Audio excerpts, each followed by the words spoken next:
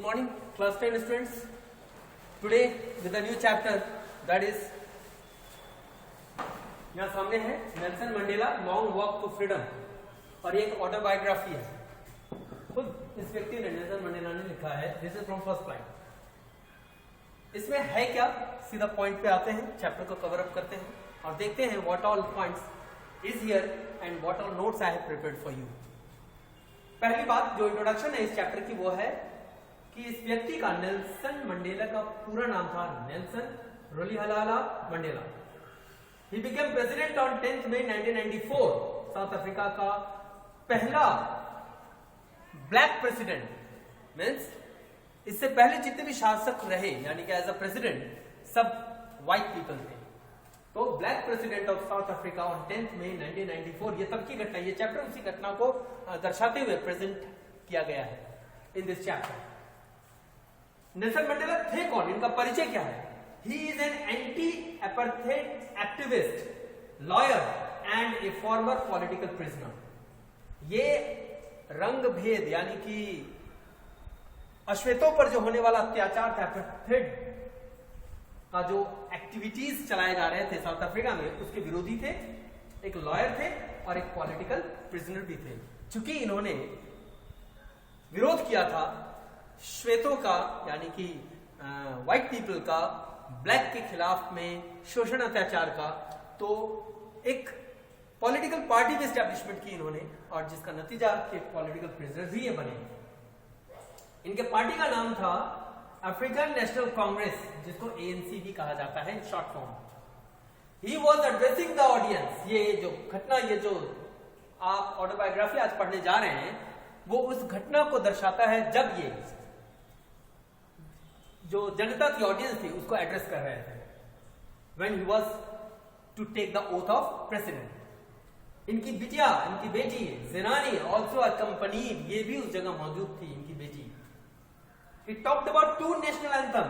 इन्होंने अपने इस भाषण में दो राष्ट्रीय गान का, नेशनल एंथम का चर्चा किया। एक श्वेतों के द्वारा गाया जाता था, दूसरा श्वेतों के द्वारा, यानी कि ब्लैक्स के लिए अलग एंड व्हाइट्स के लिए अलग, पीपल के लिए। He talked about the deprived of fundamental rights। He talked about the people। वो उन लोगों के बारे में बात कर रहे थे जिनको फंडामेंटल अधिकार से अलग रखा गया था, उनको कोई अधिकार था ही नहीं जो एक डेमोक्रेटिक कंट्री में होता है। He along with Oliver Tambo, Walter Sisulu, Chief Luthuli, Yusuf Dadoo, Bram Fisher and Robert Sobukwe, ये जितने भी आप नेम देख रहे हैं, ये सब इनके साथी थे जिन्होंने एपार्थाइड के विरोध में फाइट किया था नेल्सन मंडेला के साथ मिलकर। He talks about two responsibilities towards the family as well as the society। Nelson Mandela अपने इस भाषण में जब वो संबोधन कर रहे हैं लोगों की, जनता को, तो इन्होंने दो तरह के लोगों की कर्तव्य, ड्यूटीज, रिस्पॉन्सिबिलिटीज की चर्चा की। एक परिवार के प्रति और दूसरा अपने समाज के प्रति। इन्होंने इस ऑटोबायोग्राफी में जोहानिसबर्ग की घटना का भी उल्लेख किया है, चर्चा किया है, वर्णन किया है। वो क्या कि किस तरह से इन्होंने, इनके परिवार ने स्ट्रगल किया एक शांत जीवन व्यतीत करने के लिए। इनको इनकी बेसिक एम्यूनिटीज मुहैया नहीं कराई गई थी और ये अगर उसके लिए बढ़ते तो विरोध होता, यानी कि ये बहुत लेविश जिंदगी नहीं जी पा रहे थे। और चूंकि ब्लैक थे तो इनको अलाउड नहीं था, क्योंकि सारे fundamental rights was given only to white man, white people. ये चीजें इनमें एक बदलाव लाए, इनकी जीवन को बदल दी, इनकी जीवन शैली बदल दी। ये बदल ही गए पूरी तरह से। नेल्सन मंडेला जो हुआ करते थे उसके एकदम विपरीत हो गए। ही believe freedom can't be divided. इनका ऐसा मानना था कि आजादी ना बांटी नहीं जाती, कि इसके लिए ऐसी आजादी और उसके लिए वैसी आजादी, सबके लिए बराबर है। ये इनका मत था, इनका सोच था। इनका एक बहुत ही बेहतरीन विचार, एंड ही सेज, क्या कहते थे कि oppressor must be freed as the oppressed because both are robbed of humanity and needed to be free.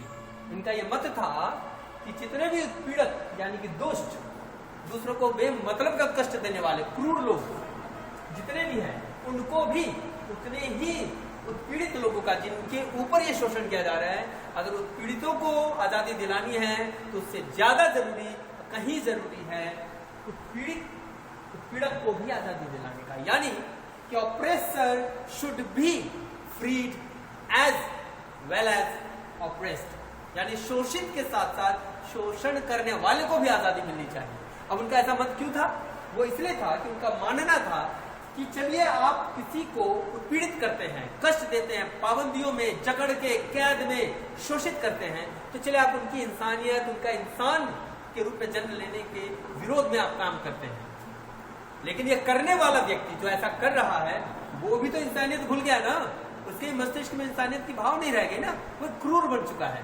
तो उसके अंदर भी मानवता आनी चाहिए, और मानवता तभी आएगा जब उनको ऐसी सोच के बंधन से मुक्त कराया जाए कि लोगों का शोषण करना है, क्रूर बनना है, और क्रूरता से मुक्त कराने की बात कही गई है उनके द्वारा। तो ये तो था इसका मेन मोटो इस टॉपिक को प्रेजेंट करने का। आइए और डिटेल में चलते हैं। ये 10 मई की घटना है। नेल्सन मंडेला पहली बार ब्लैक प्रेसिडेंट बनने जा रहे थे अफ्रीका के, और ये भी इनको बहुत आसानी से नहीं मिली। बड़ी लंबी लड़ाई, रंगभेद के खिलाफ में लड़कर इनकी पार्टी ने अर्जित किया था, पाया था, और पावर में आए। इससे पहले तक जितने भी लोग रहे हैं सब व्हाइट प्रेसिडेंट रहे हैं, और वे हमेशा ब्लैक का शोषण किया करते थे। इसीलिए मंडेला ने संबोधित करते समय, यानी कि जनता को जब संबोधित किया उन्होंने कहा कि this is the beginning of bright and clear day, यानी आज एक चमकीला और एक साफ सुथरे दिवस का शुरुआत हो रही, की शुरुआत हो रही है, बिगिनिंग है। उन्होंने कहा कि बहुत से नोटेबल पर्सनालिटीज, विश्व भर के नेता बड़े बड़े, उनके समर्थन के लिए, उनको इसकी बधाई देने के लिए विदेशों से यहाँ पहुंचे हैं, उनके ओथ यानी राष्ट्रपति शपथ लेने के कार्यक्रम में, जो इंटरनेशनल लीडर्स को ये धन्यवाद कहते हैं, और ये भी कहते हैं कि वो संविधान को पूरी तरह से मानेंगे, फॉलो करेंगे, वो कमिटेड है और डिवोटेड है to the life of the welfare of the country, यानी life of the people as well as welfare of the country. और ये बातें जब वो कह रहे थे, उस दौरान उनकी बेटी, जिसका जिक्र मैंने इसमें किया है, वो भी उनके साथ थी।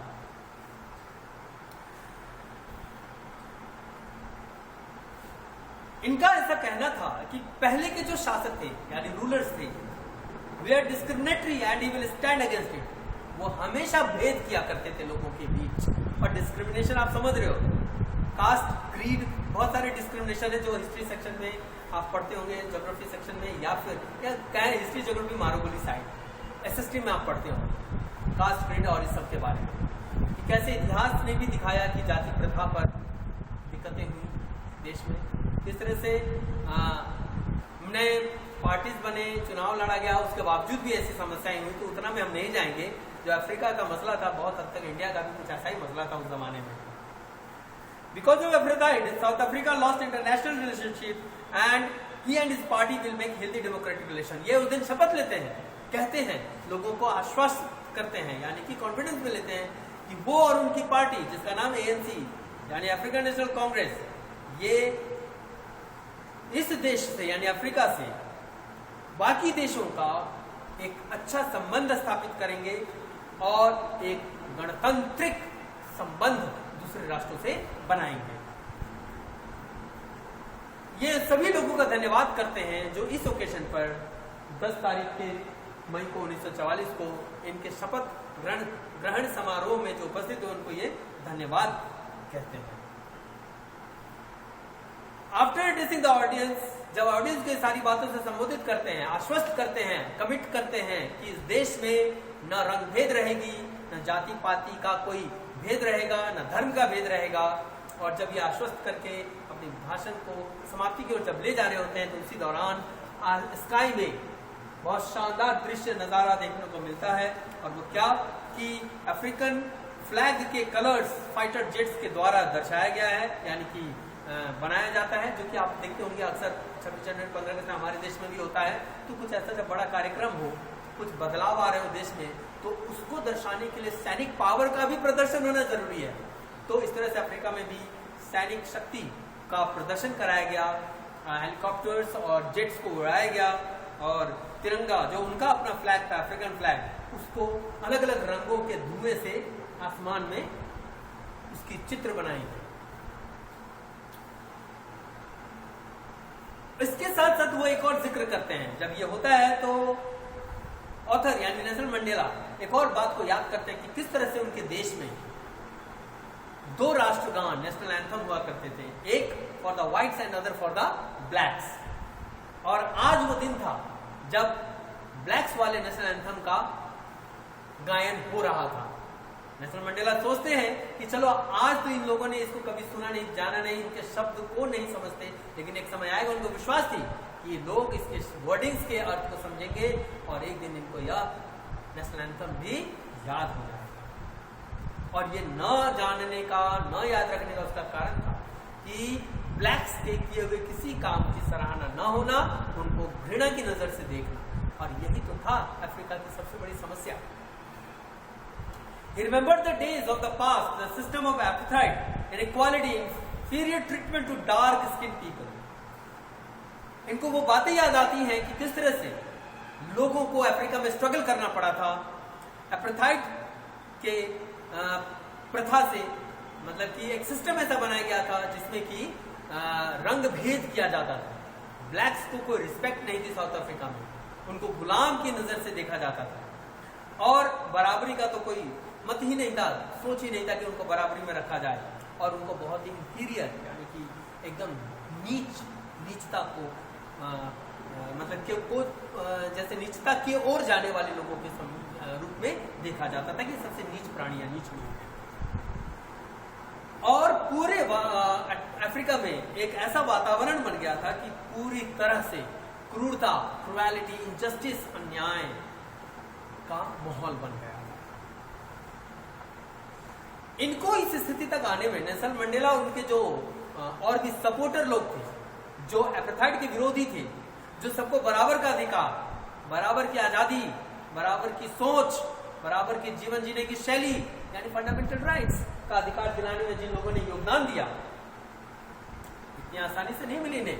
लगभग 8 डिकेड्स या 8वां दशक चल रहा था, जानते ना 10 इयर्स को कहते हैं।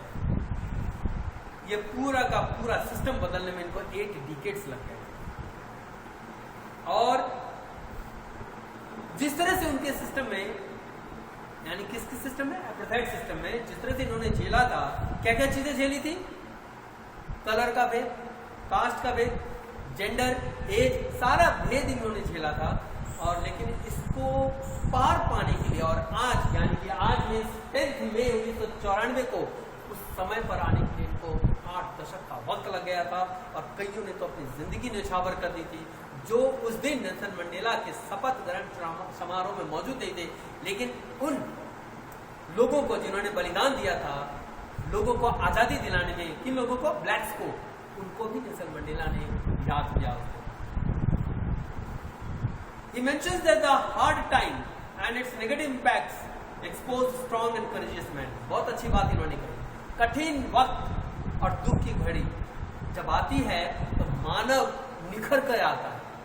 नेल्सन मंडेला का भी यही मत था, ऐसा तो मेरा भी सोच है। भाई जब कठिनाई और परिश्रम आएंगे ना तो आप निखरोगे, क्योंकि आप उससे लड़ने के लिए एक कर दोगे अपनी सोच को, अपने विचार को, अपने एबिलिटीज को, और जब वो एबिलिटीज निखर के आएंगी तो आप एक डिफरेंट मानव के रूप में होंगे। और नेल्सन मंडेला का भी ऐसा मत था, वो कहते थे कि अगर ऐसी स्थिति नहीं होती ना तो बेहतरीन लोग जन्म नहीं लेते।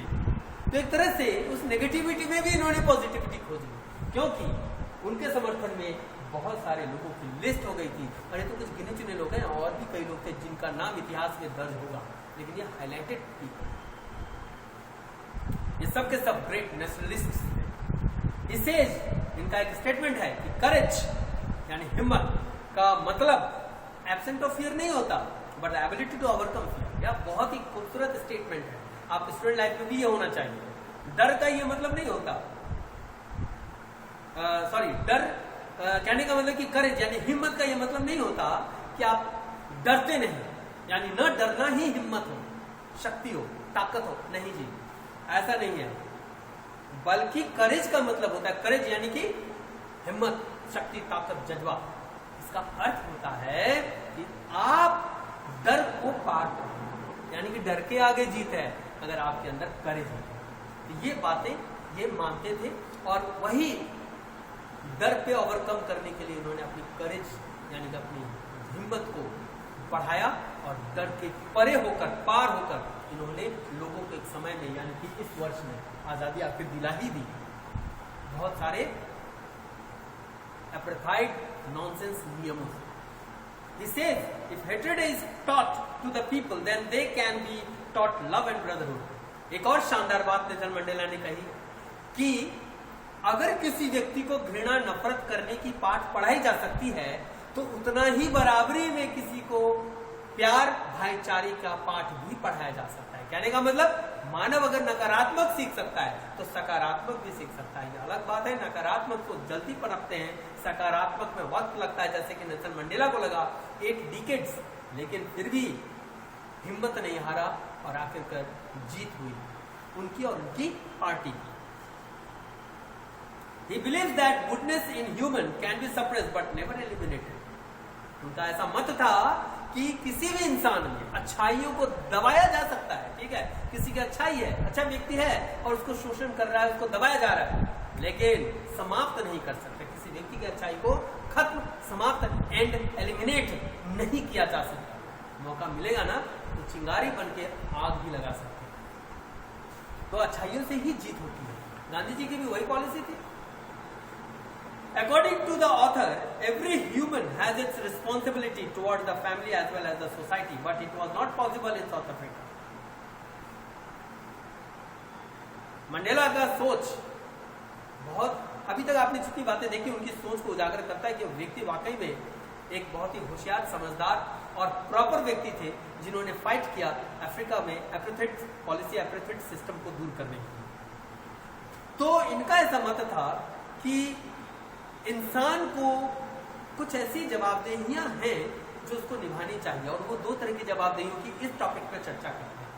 एक अपने परिवार के प्रति as a son, as a father, as a husband, जो रोल उसको अदा करना है ग्रोन अप होने के बाद, वो तो रोल अदा करना है परिवार के लिए, लेकिन दूसरी ओर सोसाइटी, समाज के लिए भी उसको काम करना है। यानी कि एक व्यक्ति अगर जन्म लेता है तो अपने साथ 2 जवाबदियां, 2 जिम्मेदारियां लेकर आता है और वो 2 जिम्मेदारियां क्या है?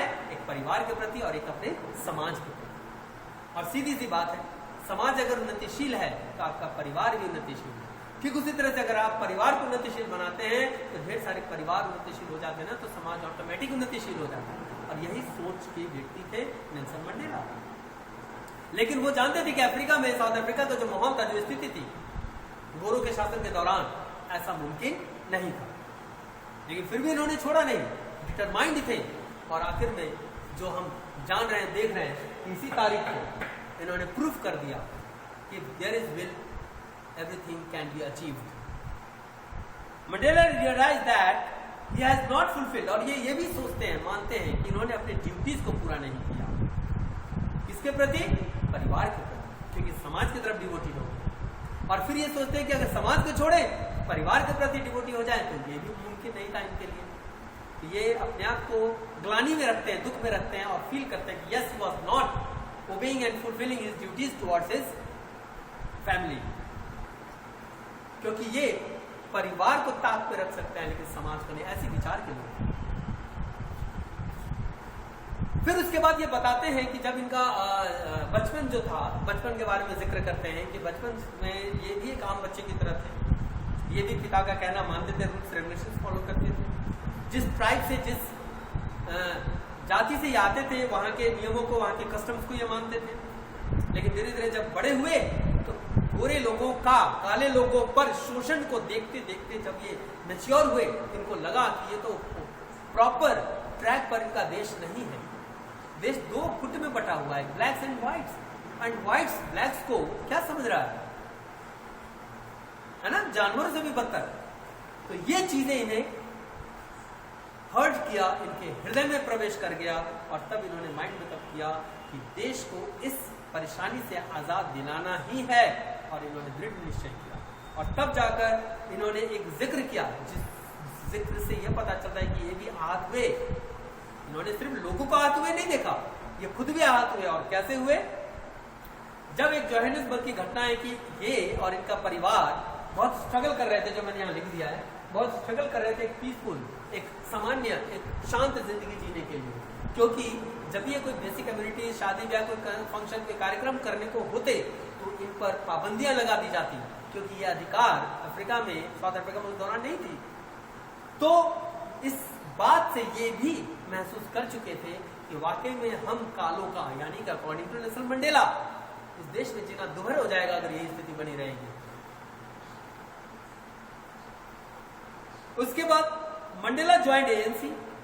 तब ये एएनसी ज्वाइन कर लिए, जिसका full form African national Congress है। और इनजस्टिस के खिलाफ, अन्याय के खिलाफ ये लड़ पड़े, स्टार्ट कर दी इन्होंने स्ट्रगल करना। और यही चीजें इनमें एक बदलाव ला। एक सामान्य सा व्यक्ति एक ब्रेव आदमी बन गया, एक लॉयर होने के बावजूद लॉ ब्रेकर बन गया, यानी उस देश में जो कानून था उसका विरोध ये करने लगे। मतलब लॉयर का काम क्या होता है? कानून के सपोर्ट में रहना, लेकिन ये लॉ ब्रेक करने लगे। तो बड़ा अच्छा स्टेटमेंट्स है बुक में लिखा हुआ, इसलिए मैंने उसको उतार दिया और आपके लिए रख दिया कि he changed into a brave man, यानी वो एक सामान्य से लोग थे लेकिन बहादुरी इनके अंदर प्रवेश की। ए लॉ ब्रेकर लॉयर, एक ऐसे लॉयर जो लॉ तोड़ते हो। A family man to a man without a home and a lively man into being monk। और एक पारिवारिक व्यक्ति होने के बावजूद परिवार को त्याग दिया और एक ऐसा व्यक्ति बना जिसके लिए हर घर, हर सदस्य एक परिवार, यानी कि घर को त्याग कर वो निकल गया बाहर सोसाइटी के लिए। और एक ऐसा व्यक्ति जो कभी लाइवली, जिंदा दिल, बिंदास हुआ करता था, अब एक मॉन्क यानी महात्मा की जिंदगी जी रहा था। Means no home, no family, only society and its people। He became a selfless man। He believed freedom cannot be divided। ये एक सेल्फलेस व्यक्ति हो, इनको अपनी चिंता नहीं थी, अपना कुछ होने का ख्वाब नहीं था।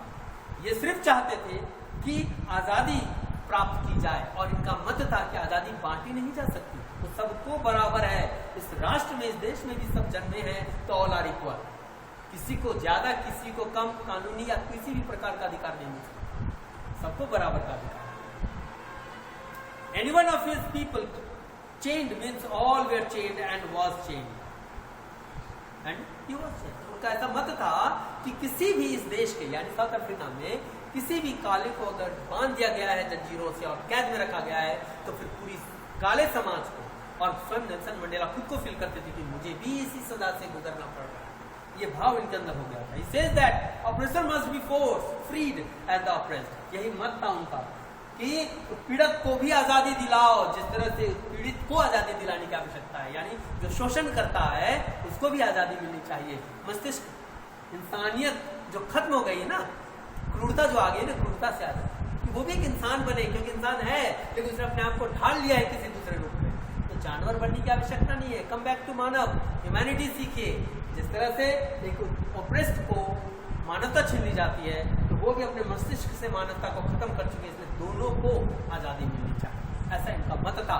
मीन्स इनके मन में गोरे और कालों वाला भेद था नहीं, ये सबको इक्वल मानते थे, इसलिए तो फाइट किए। और वैसे भी कही जाती है कि सच और सच्चे हृदय से जो किया हुआ काम होता है ना, उसकी जीत हमेशा होती है। Thus he should be made free just as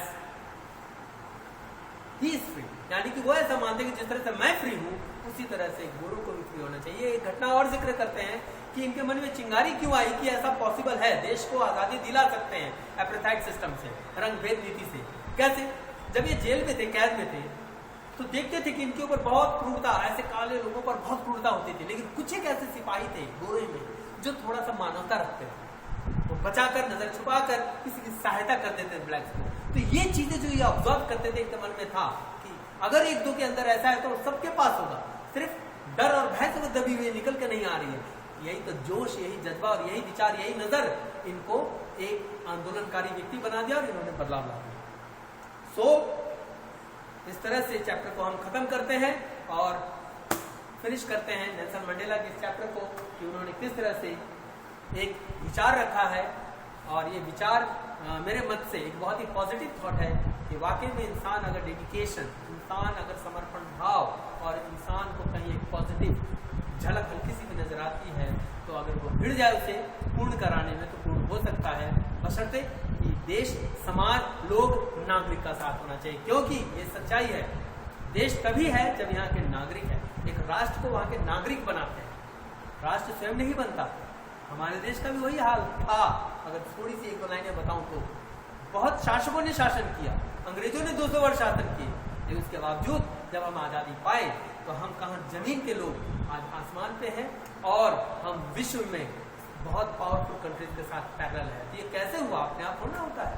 यही के जन्मे, यही के लोग, यही के नागरिक, यही की जनता ने ये बदलाव लाए हैं और यही सोच नेल्सन मंडेला का था। और वाकई में अब साउथ अफ्रीका जो कि लेटेस्ट अगर आप सर्च करें या जाने तो एक बहुत ही सामान्य वहाँ के लोग जिंदगी जीते हैं। वो पुरानी गाथाएं इतिहास बन के रह गई। जिस तरह से हमारे देश में इतिहास हो गया बातें अब सामान्य और सारे फंडामेंटल राइट्स एक डेमोक्रेटिक कंट्री के रूप में जीते साउथ अफ्रीका में भी वही है। That's all. Thank you for the day.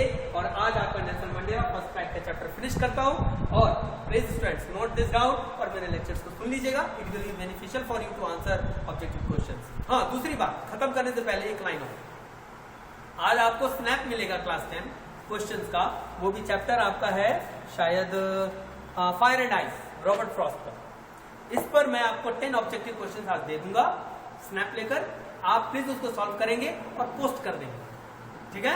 अरे ये जानने के लिए कि भाई मेरे स्टूडेंट्स वर्क कर रहे हैं या नहीं, करेंगे तो वेरी गुड, मुझे भी एनकरेजमेंट मिलेगा और इस तरह से आपका काम स्मूथली आपके सपोर्ट से बढ़ता चलेगा। Thank you, so nice.